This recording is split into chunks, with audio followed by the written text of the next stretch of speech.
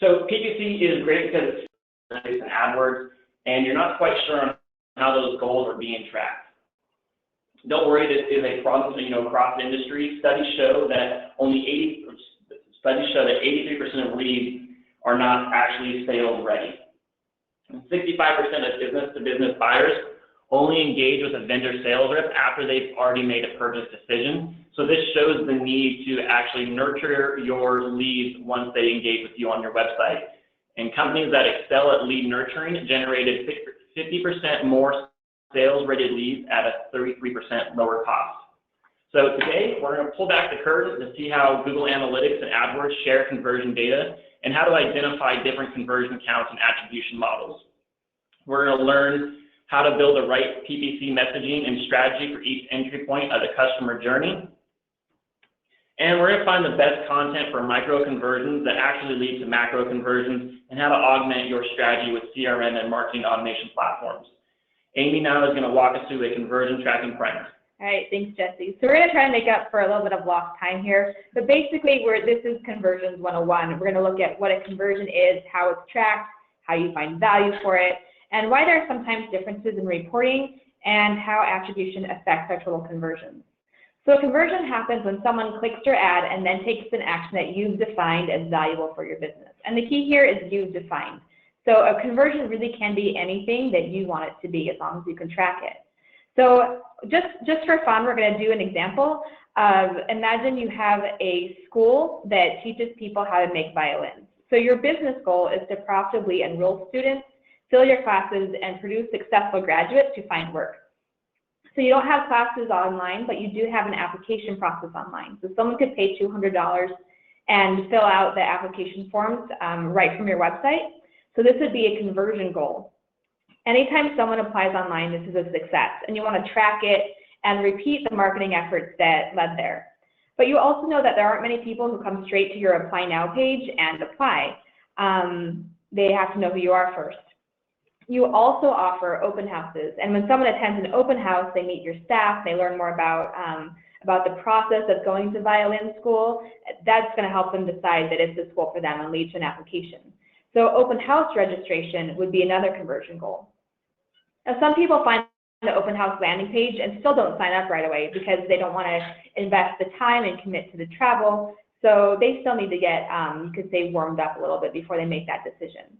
So you offer an online webinar that allows people to enter their contact information in exchange for watching the webinar, and then with that you can send them emails about when you have the next open house coming up at a time where they might be a little bit more ready to actually attend one. And this can go on and on. You can have, you can keep taking steps back for watching a video, reading a blog post, following you on social media. Any of these could be conversion goals. So even though all of these are different conversions, they're not all equally valuable. As we get further to the right, we're getting closer to your business objective of enrolling students. So these are going to be our macro goals, macro meaning bigger. And as you go to the left, these are getting smaller. They're less important and easier steps, but they're actually further away from your ultimate business objective. So looking at macro versus micro, macro tends to be high value and more difficult to do, and you're going to have fewer people to do them. And micro is going to be lower value, but they're easier steps, and you're going to have more people who are likely to do them. Now, keep in mind that it's a lot of times people associate macro with sort of e-commerce and micro with more lead gen. And that's not always the case. You could also have, we have clients who have micro goals that are actually e-commerce goals and macro that are lead gen. So really, this again is up to you to define. It's a spectrum, and it depends on entirely on your business needs. But a macro conversion is going to be the most important action that someone can take on your site. Going through macro versus micro, you might be wondering, what's the point? You know, when we get the Google report in AdWords, it just says total number of conversions. You can break it out to show your actual goals, but it's not necessary. So this is just creating additional work for you. But as we saw, not all goals are created equal. So this actually is a pretty big deal. For your paid search accounts to run well, you have to understand what's happening with your conversions. And everyone needs to agree on what a conversion is. You don't want to be in the dark, and you'll lose a lot of trust if you're reporting on total conversions and calling them leads, and then you find out that conversions actually are also including page views that you didn't realize that you're reporting on. So you want to make sure you have transparency and alignment.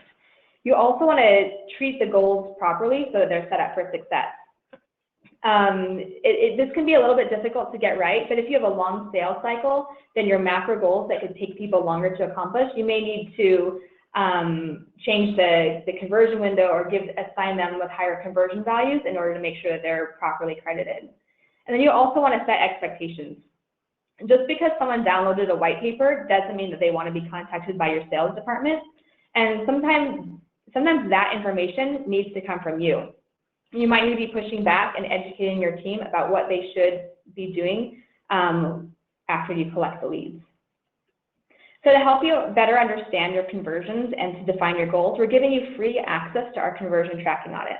And this is going to be sent out after the webinar, so keep your eye out for that email. And to walk you through it, there's three main sections in the conversion tracking audit. There's lifelines or resources, there's goals, and then the biggest part is what's actually happening with your conversions. So the lifeline section, this is your emergency contact so you don't get stuck. So there's a lot that we'll be going through that can be unintuitive, and there's some unknowns and variables. And so you want to have the people that you can check to make sure that you're looking at the data correctly, that you're correctly understanding it, getting the right data from the right places. So this might be someone from your team, from your client, your analytics vendor, just whoever the best resources are to help you, you want to put that information here.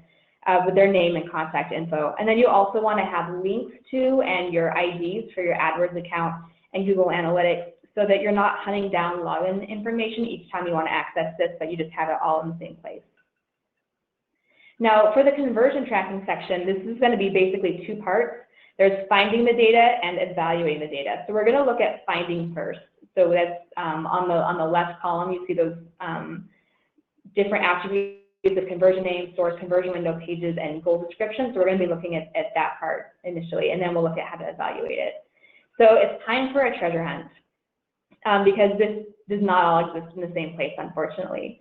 So the first place we're going to look at is within the AdWords interface, and we're going to be going through this really fast, folks, to make up for time, and just because if you need to look at it again, you can definitely reference the deck or watch this replay, so that'll give you the information you need if you need a kind of a slower walkthrough of it. But from the AdWords interface, from the top navigation, you're going to go to Tools and then Conversions. And then here we have, in the conversion data, we have a lot of information, which is really useful, but it isn't a one-stop shop. So by going to this page, you're going to be able to get the name and the source of your conversion actions, and then also the conversion window. So the source could be analytics, it could be calls from ads, and it could be a website. And the conversion window, the default is 30 days, but it could be more, and that is something that can be manually changed. So you're going to get that information. And then if there's other attributes that you need for your audit, you want to go ahead and grab that from here as well. The audit that we're sharing with you is it's a spreadsheet that you can definitely add columns to if you need to include more information. But what you won't find here is you don't actually see what the conversion value is. You have totals, but you don't see what the conversion value of each goal is. You also can't see which pages are driving those conversions or what the conversion mechanism is or how it's being tracked. So we are going to look into that in a little bit more detail. So once you get the data that you need from this page, you can move on to web pages, which is still in the interface in AdWords Tools Conversions. You're just going to jump over to web pages. And this is going to tell you which pages led to a conversion, so where conversion was triggered. And note that on these pages, you're going to want to actually dig in a little bit deeper and see what is happening on each page. And this might be where you go to your lifeline and you kind of ask them to help you double check. But we've seen in a lot of times, more than we would expect, where the conversion actually isn't set up correctly, especially if it's an event. So you may have 3 buttons that you want to count as a conversion, and only one is set up to track. And so you could be getting more conversions than is actually being accounted for. And it's really easy to not notice that, because as long as the tracking status does say that it's receiving conversions, there's nothing that's going to alert you to that. So you do want to make sure that you go through that detail and really do a good audit to make sure you're not missing out on anything that's being tracked incorrectly. So to get details about what is firing the goal, if your source is AdWords or the web page, then you can just click on the goal, click into the goal name for more info. But if it's in analytics, you'll be looking at Google Analytics. And so Jeff is going to walk us through how to do that. Thanks, Amy. So to get goal detailed information from Google Analytics, you'll first want to log in to Google Analytics and then click Admin up in the top menu navigation.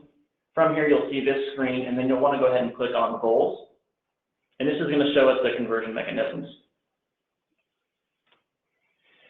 The next screen here is going to give you a list of all the goals, and you're going to see the goal name, the ID, and how many conversions have been in the past 7 days. So you'll want to go ahead and click on a goal then to see how it is set up. So here we're clicking on the Engage in the live chat. And then it brings you up a summary screen that shows you the goal setup, goal description, and it's going to tell you the goal type, whether it's event, landing page, or other. And then finally, goal details. So here we want to go and click on Edit to view the goal details. And here it's shown us how an event goal is set up. So this particular goal, there's a category, action, label, and value, and you can set these equal to any type of event that is being fired on your website, and you can also assign a conversion value. So this is where you can go in to see how an event is being set up as a goal on your website that is being imported into Google AdWords. Another common type of goal setup is by landing page. So in this example here, it's set up as a regular expression to capture a variety of landing pages, and then you can assign a value as well. So once you have those goals, you want to go back to your analytics audit, and Amy's going to walk us through that. Great, thanks. So now that you have a lot of the data, you have that goal description, you have the pages, you have the conversion window, the source, and the conversion name. You've got a whole inventory of everything, all the different actions that people can be taking, and so now you're going to want to start assigning value. You basically are going to want to assign priority and weight. You're going to look at what's the ultimate goal or the biggest macro that someone can take on your site. So just for another example, if you have a realty site, for example, if someone can buy a house from your site, then that's probably going to be your macro goal. If the biggest goal, if you don't sell houses online, which most people don't, but you could, if someone could put in an offer with a down payment, then if that's your biggest goal, then that becomes your macro goal. Or if you don't have that option, but someone could contact your realtor, then that becomes your macro goal. So this is completely defined by you, and it's based on you just kind of weighting the goals and conversion types that you have. So next we're going to look at, after we decide which are the macros and the micros, we're going to look at, we're going to evaluate the performance. So micro and macro is based on you. The value, we're going to come back to. The funnel is also something we'll visit a little bit further down the line when Jesse talks about funnels. After that, you're going to look at concerns. Like, is this something that you're comfortable with, or did you find errors, yes or no? And then observations, are any changes needed? Now, when I mentioned value gets set.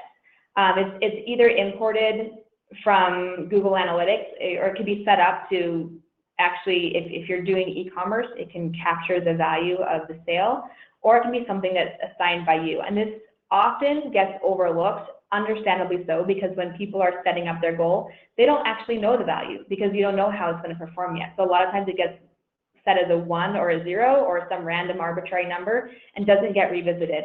So you want to make sure that your goals, as you go through, that they have an appropriate assignment for the weight of the conversion. So backing into what our numbers are going to be, knowing the back-end numbers and how well like the apply conversion actually converts into students, we can assign that value, that conversion of a value of $2,500. The open house is another macro goal, and that gets a $100 value assignment. So there's a big difference in the value here, but they're both considered to be macro goals. And then we can assign a webinar of a $20 value, and then a blog post. Because we're not actually collecting any information from them, this would not be a good goal for paid search because we're spending money and we're not getting any particular return on that particular awareness building initiative. And so we can rule that one out in terms of tracking. So that gives us a better idea of just what the value of our goals are going to be. So that kind of wraps up what the information you're going to have for all of the conversion tracking audit that takes care of all the different parts. But there's still kind of one question that's left. So we mentioned in the beginning that conversion happens when someone clicks your ad, then takes an action that you've defined as valuable to your business. But what happens when it's not clicks your ad, but clicks your ads? How do we assign value to which ad based on what's happening there?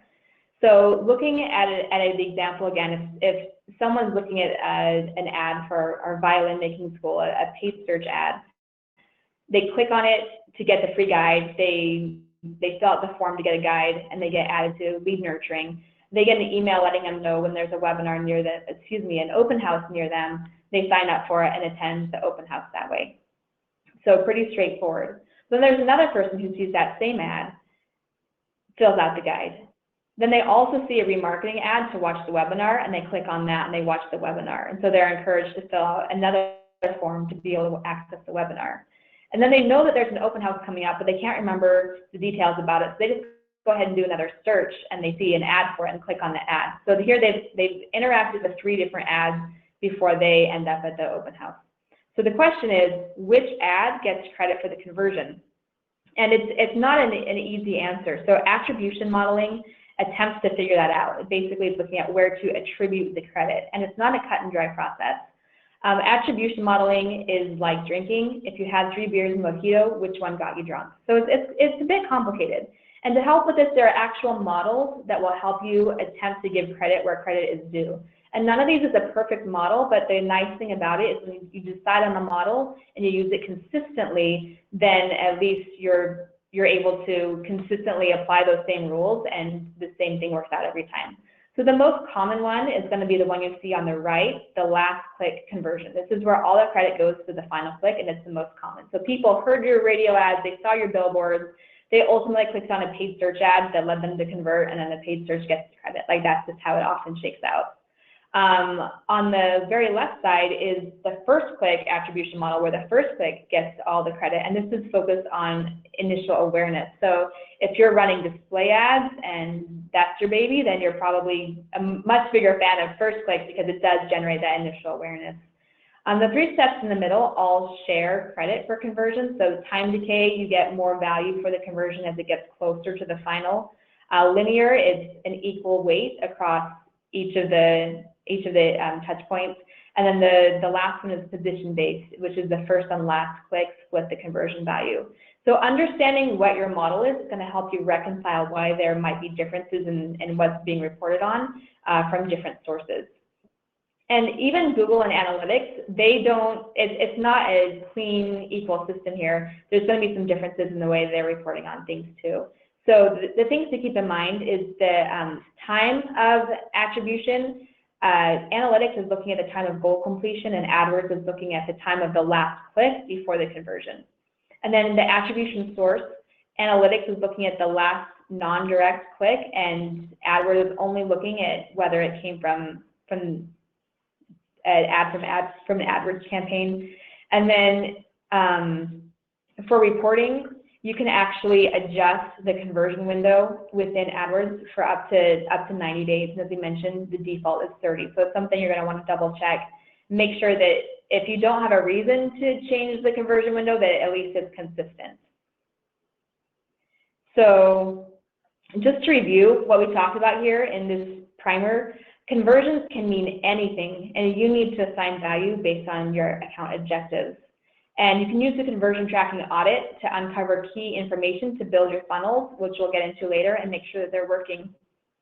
And then to understand what's tracking, this isn't something that's just handed to you. You need to roll up your sleeves and dig into the data in order to really understand what's going on in your accounts. Different attribution models will lead to different conversion counts. There's not much that can be done about that except understanding that it will be different and just figuring that in. And then auditing your conversions will help to inform your funnels. So with that, I'm going to hand it over to Jesse, who's just taking a big sip of water, so we'll give him a second. Thank you, Amy. So our traditional funnel looks a lot like this, where you have awareness through interest all the way down to decision, and you get users into your funnel, and then they convert at different stages until they ultimately become a customer. But we know that's not how it works. Today's funnel actually looks a lot like this, where you have different stages of the customer journey: awareness, interest, evaluation, decision, and even retention. And you have different pieces of assets in each of those, and your customers are interacting with you not only on a desktop or a laptop, but offline or on mobile. So there's very many different touch points. So you have different journeys that each customer can take. This could be example, and then another customer could take a different path, and another customer can take a completely different path.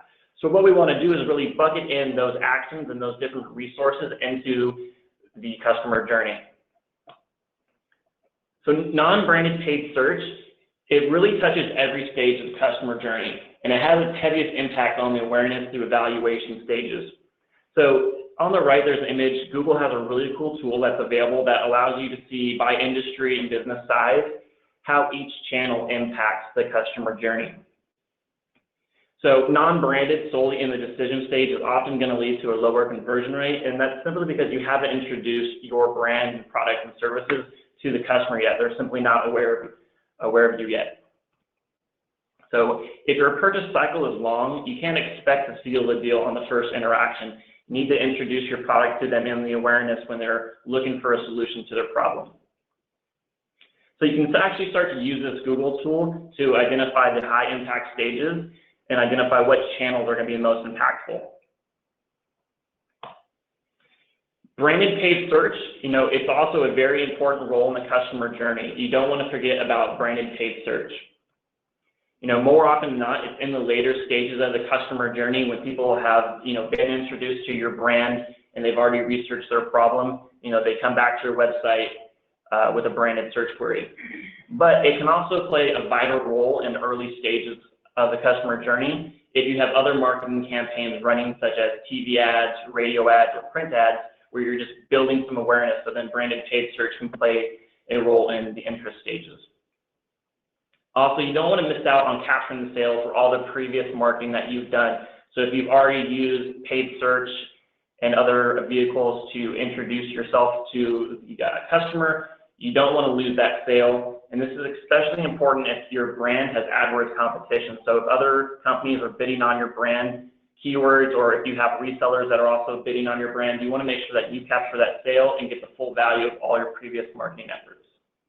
Yeah, so another thing to keep in mind for paid search, for branded paid search, this can be a bit of a challenge because your brand doesn't do much to tell you about what someone's looking for or what content they expect. So if they're using modifiers that can help you understand where they're coming from, then that works really well. But if they're just typing in your brand, it's hard to know where they are in their own funnel or journey, if they're in the awareness stage or they're in the decision stage. And so it's hard to know what the right content is for them. The risk that you run into is if you're going to assume that someone is at an early stage and then they keep on coming back and clicking on paid search ads for whatever reason, if that's their way to get to your site is clicking the paid search ad, then you're providing them with the same, if you're using dedicated landing pages, you're giving them the same offer over and over again without letting them sort of progress. And so something to keep in mind is to just be really mindful about how you go ahead and assign that content for your branded paid search. And it's probably a good idea to make sure that on whatever landing page you're using, you have multiple opportunities for someone to interact, and you're not trying to kind of pigeonhole them into just doing one thing, because they are going to want to progress, and as they do, they want that content to be available to them whenever they want to access it if they are clicking on the paid search ad. Thank you, Amy. So speaking of content, you want to send the right content at the right time. So you need to align the content to the customer journey.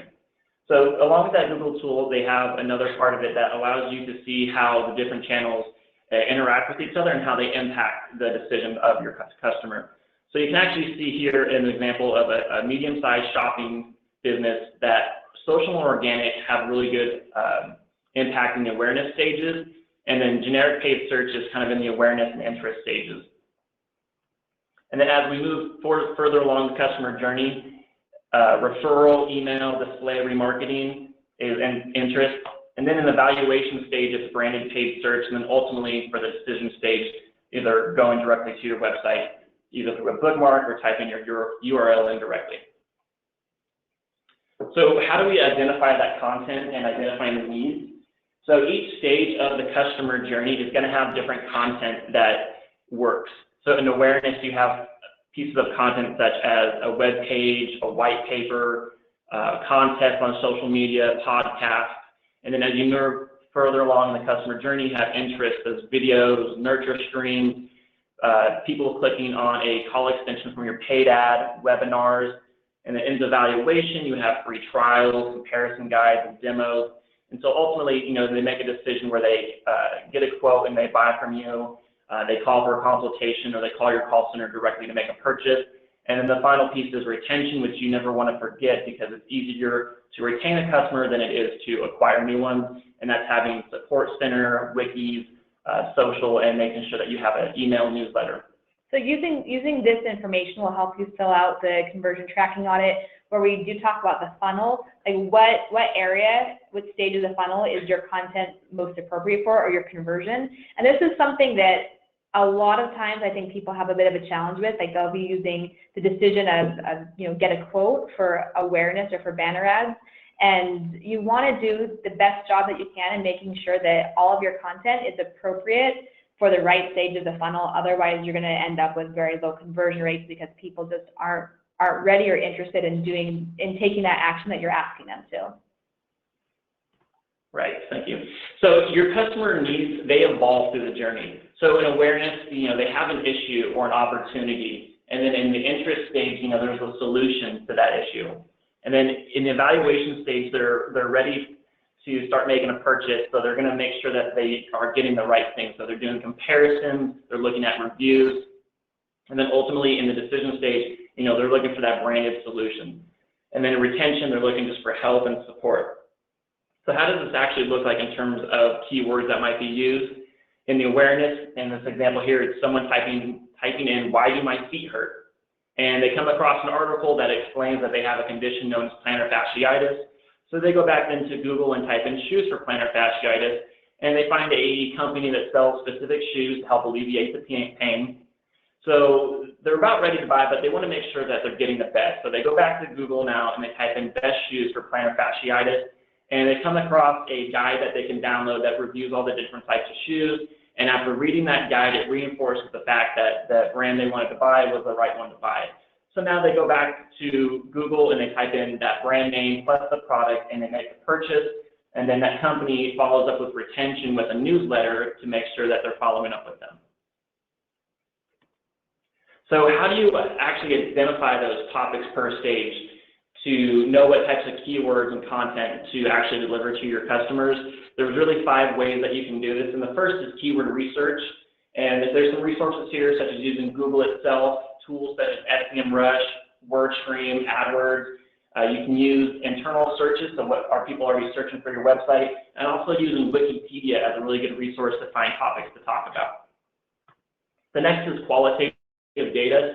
So, getting information directly from your users. So focus groups, user testing, and really seeing how they interact with your website and how they look for things.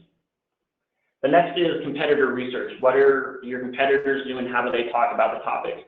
So using Google to review the search results, review your competitors' websites, and then there's tools out there as well, such as SpySu, SEMrush, and Moz that you can use for competitor analysis. Next is survey data. There's multiple tools you can use: Google Forms, Google Surveys, SurveyMonkey, Typeforms, and Survey Gizmo are all different things you can use for surveys to get information back from users. And last and not least important is sales team feedback. So going directly to your sales team and interviewing them, asking them questions such as, what are our customers asking for? What questions do they have? What needs do they have? What content does the website need to help answer their question and get them ready for the sale? So along with this, there's going to be some, very common topic modifiers for each stage in terms of keywords. So in each stage, there's going to be keywords that will really cue you in to what stage they can be in. It is important to note that, some modifiers can actually be across different stages, so it's going to kind of really depend on their intent. So in awareness, most often it can be keywords like how to, like how to replace my kitchen sink, that's someone that's in the awareness stage, they want to learn how to do that. Ideas for kitchen remodel. As we move into interest, now they kind of know about what they want to do. So they might be searching for like a kitchen sink for a farmhouse remodel. So they're kind of looking for more specific information about what they want to do. In evaluation, you start to get into keywords such as best, compare, discounts, comparison. They're really evaluating the different options that are out there. So not all these keywords are for every business. If you're a high-end luxury retailer, you may not want to use a word such as cheap. You want to make sure that you're keeping your brand image with using those type of keywords. And then also scam, that's not necessarily something that everyone would use, but depending on your industry, you may want to make sure that if this is something that people are searching for in that industry, that you have content that is addressing people's questions about, is this a scam or not? Decision, these keywords are such as buy, closest, get, purchase, and then also there's near me. So near me in the decision phase, this is really important, especially for mobile devices. So if someone's looking to buy pizza, they're really hungry, they're going to put a pizza store near me, and they're ready to buy. And finally, in retention, you have keywords. People are looking for help, how to log in, support, count, and registration. So now that you have an idea on the different ways that people are searching for your content, and where the content is really going to kind of live in your customer journey, you want to start to think about really how people are going to interact with this, and if it's going to give you a low quality lead or a high quality lead. So in this matrix here, going from bottom to top, we go from low intent to high intent. So if someone with low intent, they're really not too interested in your content, but they may read it. And then high intent is they're extremely interested in your product or services, so they're going to read it. And then going from left to right, from high involvement to low involvement, this is how much time and resources it takes to really consume that piece of content. So in the lower half matrix, where you have low intent and high involvement, you're going to have a low conversion rate just because people don't have the will to sit through and fully comprehend and consume your content. So this can be web content, ebooks, and you have a low conversion rate there. On the other side, where you have low intent but low involvement, you're going to have a low quality lead, but you're going to have more conversions. So this is like social interactions, people reading blog posts, and then as you begin to move up the intent scale, so people have a little more intent, they're going to start downloading your white papers, learning more information. They're going to call you for a free consultation. And then, they're going to start watching some videos specifically about your products, download comparison guides. And then as we move up into the top right corner, there's high intent and low involvement. So, people are really interested in your product, and it really doesn't take a lot to consume that content. So you're going to have a high conversion rate, but not necessarily a high quality lead. On the top left, where you have high involvement and high intent, this is someone that is extremely interested in your product and is going to put the time forth to really consume and digest it. So that's things like demos and free trials. So as we start to layer in the customer journey to this, the awareness stage is really down at the bottom where you have, really low intent. And as people start to have, more intent to consume your content, they become interested in that content. And then they start to evaluate your content. So this is where things like webinars and demos and free trials are really good. And so they ultimately make that decision to purchase your content. So to really help you create content that is across the customer journey, we have a content matrix here that has 50 different pieces of content that are aligned across the buying cycles, so awareness, interest, evaluation, decision, and retention, along with what stages or what channels will really work well. So does it work really good in organic, paid search, social, and then also whether it should be a micro or macro conversion. And these are all just suggestions. They could actually, depending on your business objectives, they could change. So, not every piece of content is good for every channel. So for instance, infographics, those are really good pieces of awareness and interest content, but those work really well in organic and social. The same with blog posts. Those work really good for organic and social, but you wouldn't really want to send paid search traffic to them because there's no conversion mechanism on those pages. So check your email after the webinar for access on how to download our content matrix. So now that you have, your content, you really want a framework for measurement to see how your content is working and measure its effectiveness. So here at Blast Analytics and Marketing, we have a digital measurement framework where we have the different stages of the customer journey laid out across the top, from awareness all the way to decision and retention. And then we outline the objective, the goal, the KPIs, and then we set our benchmark and targets for each stage. So a digital measurement framework, where to begin? How can you really build out your own? The first is to go grab your conversion tracking audit that we've outlined earlier. If you've already identified the goals that you're tracking, great. If not, do so.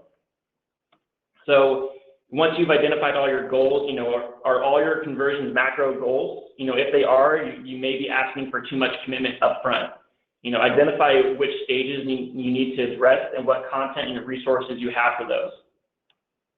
So you want to align your content and goals to the customer journey. The early stages of the DMF and your customer journey should be some micro goals. And you want to use each stage as a complement to one another so that you can measure your marketing effectiveness.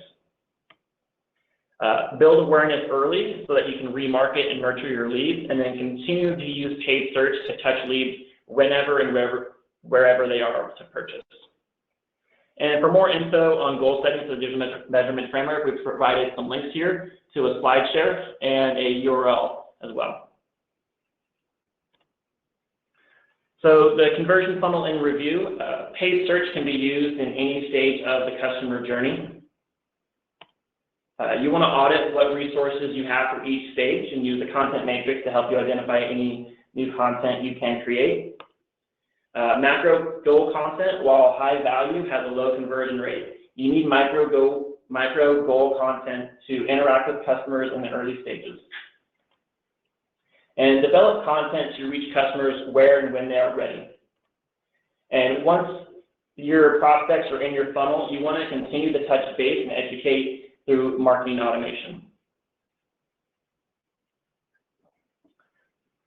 So post-conversion marketing, a lot happens after your initial web conversion. Many interactions take place behind the scenes that they can't be counted in Google Analytics or AdWords, and these interactions are really vital to determining whether or not a lead is good or bad quality. So here on the left, we have the customer journey, and your visit. That's your awareness stage, and once they become fill out a form on your website or download something, they become a lead.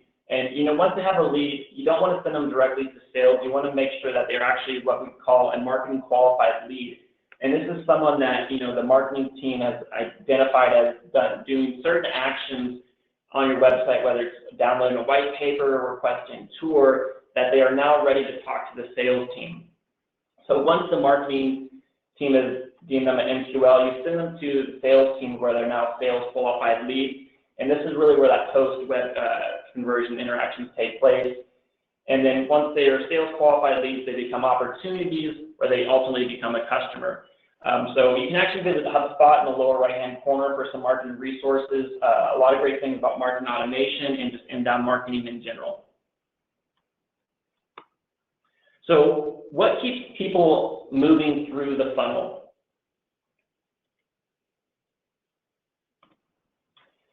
One thing that you want to focus on if you're using marketing automation is scoring, and develop an elite scoring methodology that aligns with the customer journey and alerts the sales team when your leads are sales ready. So if you think of your customer journey, typically people aren't going to be ready to talk with the sales team until they're in the evaluation stage.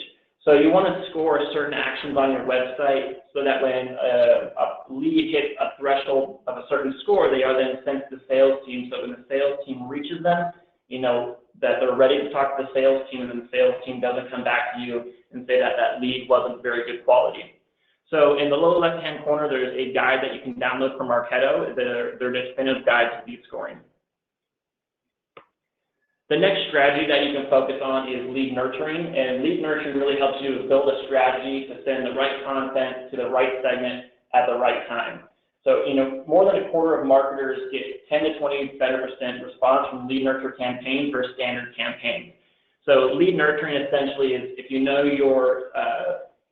the time to complete a purchase is 6 months, you want to send content to them, every week or every month so that you're giving them the information, when they need it, and that you're become top of mind so that when they are finally ready to purchase, you've been giving them the information they need, they know what questions to ask the sales team, and it makes that sales process go a lot quicker.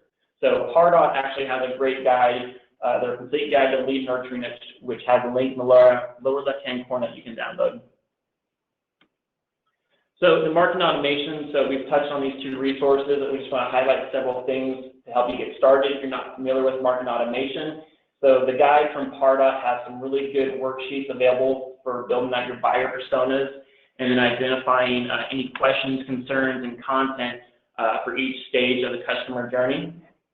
And then Marketo's lead scoring guide has over 200 behavioral and demographic lead scores to identify, and this may actually help you identify any goals on your website that you're not already tracking. So marketing versus sales, there's the age-old challenge. Marketing wants to fill the funnel with as many prospects, and then sales, they want only good quality leads. So there's always kind of a battle between the marketing team versus the sales team. So often, you get asked the question, the sales team says, you drove bad quality leads, and you're asking yourself, I drove bad quality leads? That just can't be, right? Your marketing plan was awesome. So if you ever get asked, why there's bad quality leads, there's really some questions that you can begin to ask. And the ones to ask are, open-ended questions. Why were the leads bad? Can you explain in more detail? Was there just not enough information from the form? Were they not ready to talk? Maybe they weren't educated about the product enough. Did the lead go directly from the conversion on the website to a phone call? If your sales cycle is 6 months, then it's you need to actually nurture them. So asking how long is your sales cycle? If it's 1 week, then they could go directly to a phone call, but if it's longer, you need to nurture them. So if it was their first touch point with the company, is it fair to expect the prospect to be good if the sales cycle is 6 months? So a tip, the sales, automation, and paid teams, they need to collaborate closely to ensure that quality leads are entering the funnel and that they're properly nurtured. If the lead life cycle is long and you're pumping poor quality leads, into that funnel, it could go unnoticed for too long, causing your sales funnel to dry up. If you're an agency and your client has marketing automation, or you're working internally and you know that there's marketing automation, there's some questions you can ask specifically, like were the lead marketing qualified, before they were sent to the sales team? If they were, then maybe you need to go back and adjust your lead scoring to make sure that you're setting a proper threshold. Do you have lead scoring in place? If there is no lead scoring in place, then it's really hard to, really use marketing automation to its fullest. What does your lead nurturing program look like? Often when we see lead nurturing programs, they're either not long enough, or there's a lot of leads that have become stalled out, where your lead nurturing program is only 6 weeks long, but your sales cycle is actually 12 weeks. So you actually need to build out more additional content to keep them engaged, interested, and send them the right information at the right time. Also asking, what is the prospect to MQL to SQL rate? How does this actually look, and how does it compare across different mediums? For people that enter organically, is it the same as paid search, or is it different? So a tip, a successful marketing automation platform has a documented strategy for success, and it's not a set once and forget about it. You need to continually test and refine it to maximize your ROI. So source and campaign questions to ask: how many qualified leads came from other sources? If paid search is driving 1,000, how many did organic drive? How many did social drive? And then how does it really compare across channels? So how does one campaign that you ran, how did it perform on organic versus paid? So what campaigns drove the bad lead? So really identifying maybe there was a certain white paper or asset that didn't really perform well as you would have liked it, but it maybe performed well in another channel. So maybe the messaging wasn't the correct. So a tip, when all your systems are working together during the customer journey, you can monitor your performance across channel, campaign, and messaging to attract, convert, and retain your prospects. So in summary, you want to nurture your leads until they're ready to purchase. Marketing automation systems help send relevant and contextual information at the right time. And use a data-driven approach to help answer questions around bad quality leads. Don't just let your client or your boss just say that those are bad quality leads. Really dig into the data to help identify why those leads were bad and compare it to other sources and campaigns. And don't expect marriage on the first date. Continue to develop your relationship and send those prospects to the sales team when they're ready. All right, thanks, Jesse. Thanks, so this is a lot of information to go over in an hour, but just to wrap up what we've been looking at, you can use the conversion tracking audit, the one that we're going to provide you, or use your own to build out your funnels and make sure that the funnels are working. Conversions can mean anything. Like if you walk away from nothing else, make sure you know that a conversion, it could be literally a page view, or it could be the sale of a house or something bigger. Conversion isn't what's important. What's important is that you're assigning value based on your account objectives to those conversions. Different attribution models will lead to different conversion counts. Paid search can be used in any stage of the customer journey, whether it's awareness with banner ads or even using it for retention. You want to develop content that matches the user's desire and intent for each stage of the customer journey. You want to make sure you don't expect marriage on the first date. You want to continue to develop the relationship after the micro conversion by sending relevant and contextual info at the right time. And then a data-driven approach helps answer questions around bad quality leads. So a lot of paid search marketers are not experts in marketing automation, so we included all the sample questions for you so you have the vocabulary to go back to, as Jesse said, your client or your boss, and make sure that if they're saying, hey, these leads were junk, that you don't just say, okay, I guess they were bad, but you actually have something to talk about, to understand how they were performing compared to other channels and what you need to do differently to change anything, if it is a paid search problem or if it's just a problem generally maybe with the brand or the content. So we do have some questions, right, Sarah? Yeah, we have a few questions. We have a couple minutes. Thanks for getting through that quickly. So to start off, someone asked, in AdWords, what does source equals analytics mean? So that's a good question. So when we were looking at the very beginning, we were looking at the source column, and source could be analytics or ads or website. So if it says analytics, that means that the way that the conversion is tracking is it's actually being imported from Google Analytics. And so within that same kind of conversions tab, you can go over on the left, there'll be a section for Google Analytics, and you can see which conversions are importing. And then you can use that to then go and double check on what's happening with them in Analytics, because that's where you're going to find all the data. It's not going to be in AdWords, it'll be in Google Analytics, which Jesse walked through. Great. Another one is, do you have any recommendations on the strategy used to calculate values in dollars for things like webinars, blogs, etc.? Yeah, so that's a really good question, and that's something we went through a little bit fast, and I actually, as I was trying to get through things a little bit faster, I neglected to mention something, which is that this is going to be a collaborative effort. You want everyone, all hands on deck for this. This isn't something that the paid search department should be deciding in a silo. You don't want to just make the decision yourself, but you want to get the buy-in of everyone whose opinion on this matters, because everyone needs to be in agreement. So there's a few different things that can happen. One is that you can have some conversion metrics that are just very ambiguous. For example, what is the value of someone filling out a contact us form, right? Someone could be filling out a contact form to find out, hey, what are your hours, or how do I get directions? They just didn't look for on the site. Someone could be filling out a contact form to be submitting a request for proposal. So that's two very different values. And so to the extent you can, you want to make sure that your conversion goals that you have are segmented so that you don't just kind of combine everything in a catch-all because of things like that. But when you can't do that, and a contact form is an example where you're never going to get 100% perfect, knowing the source, then what you want to do is just kind of come to a consensus with everyone agreeing to how you're going to value that, and that's just going to be probably based on your data. the answer to everything is going to be looking at your numbers, like guessing, like, well, I think that maybe, maybe it's worth $10 isn't going to do you any good. What you want to do is say, well, 80% of the people who fill out the contact form fill it out with this intent, and so let's back into what our numbers are going to be.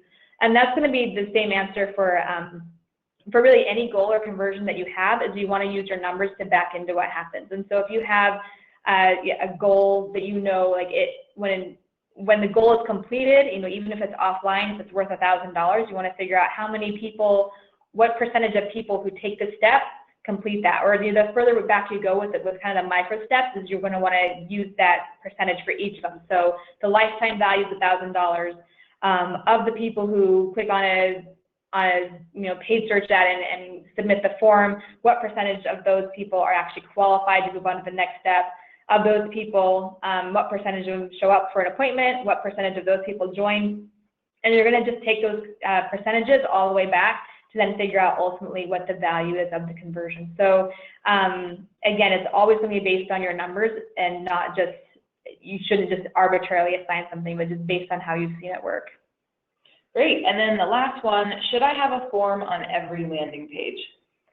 So for paid search landing pages, you don't necessarily need a form on every page, but you do want a call to action on every page. You want a way that people can be engaging with you further. If it's an e-commerce site that you're looking at, then obviously you're going to want to have the opportunity to purchase. If it is lead gen, then having even if it's a button, there's the two-step opt-in is really popular, where you click the button and then a form pops up, or it could be a live chat, or it could be even call the phone number, and there's tracking that way. But having some sort of call to action that does represent a valuable conversion for you is going to be a really good idea, because it's going to ensure that you get, or at least you have the potential to get, a good return on your advertising dollar investment. If you don't have that, then you really can't, you don't stand a chance of getting a good ROI there. Great, thanks guys. So that brings us to the end of the webinar. If you have any follow-up questions, you can reach out to Amy at Amy PPC, or Jesse at Jesse Teskey on Twitter. We'll also be sending out an email including a link to a recording of the webinar, as well as the 50+ content types for the customer journey guide. And please look for our newsletter link to sign up to receive more PPC tips and tricks. Thanks for attending, everyone. And thanks, guys. Thank you. Thanks.